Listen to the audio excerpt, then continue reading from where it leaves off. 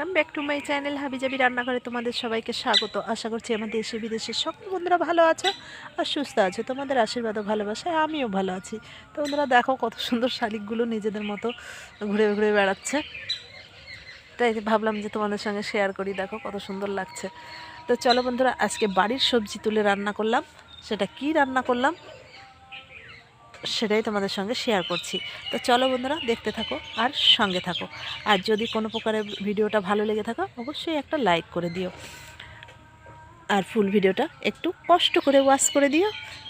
আর চলো, যেসব নতুন বন্ধুরা এখনও আমার চ্যানেলটাকে সাবস্ক্রাইব করোনি, আমার চ্যানেলটাকে সাবস্ক্রাইব করে নিও, আর পাশে থাকা বেল বাটনটাকে অল করে দিও, যাতে প্রতিদিনের ভিডিও প্রতিদিন পেয়ে যেতে পারো।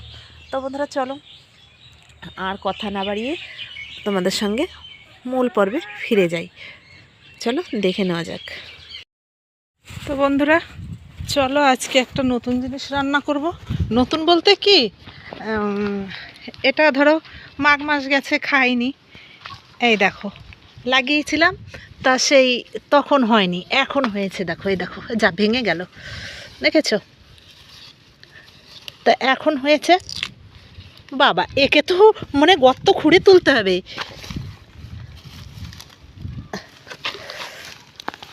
এই দুটো উঠেছে, দেখো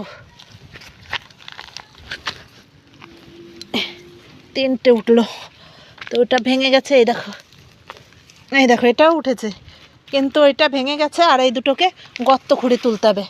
চলো রান্না করব আজকে। এই দেখো কত সুন্দর হয়েছে, দেখেছো? চলো এটাই রান্না করব। এটা মূলো। হ্যাঁ, বন্ধুদের বলো।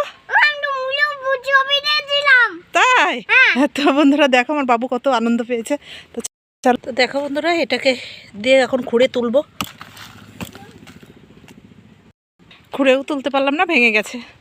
হ্যাঁ দেখো,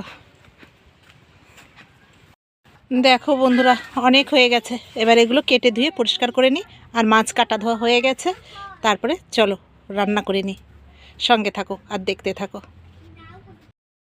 নুন হলুদ মেখে নিয়েছি, এখানে কড়াইতে তেল দিয়ে দিয়েছি। মাছগুলো এবার ভেজে নেব।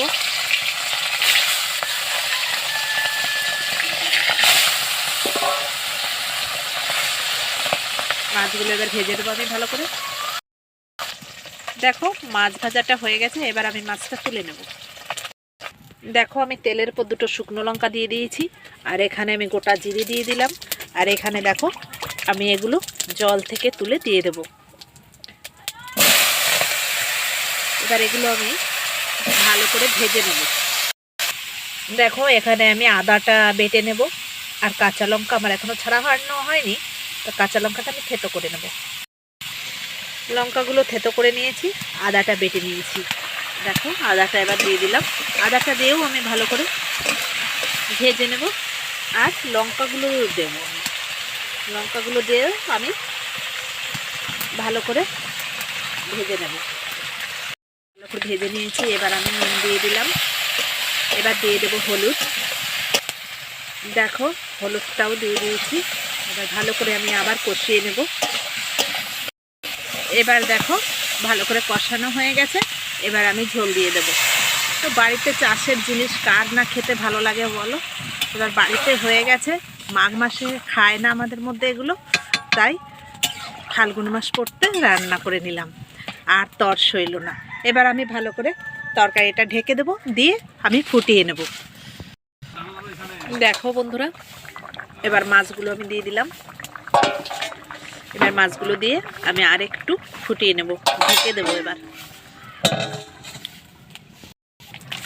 দেখো আমি একটু জিরের গুঁড়ো আর ধনে গুঁড়ো আমি দিয়ে দেবো। এবার দেখো আমি জিরে ধনেটা দিয়ে দিলাম। দেখো পারফেক্ট রেডি। চলো এবার গরম গরম ভাতে খেয়ে নেওয়া যাক। দেখো তরকারিটা কত সুন্দর কালার এসছে। ও, তুমি শ্যাম্পু লাগাচ্ছো? চলো এবার খেয়ে নেওয়া যাক।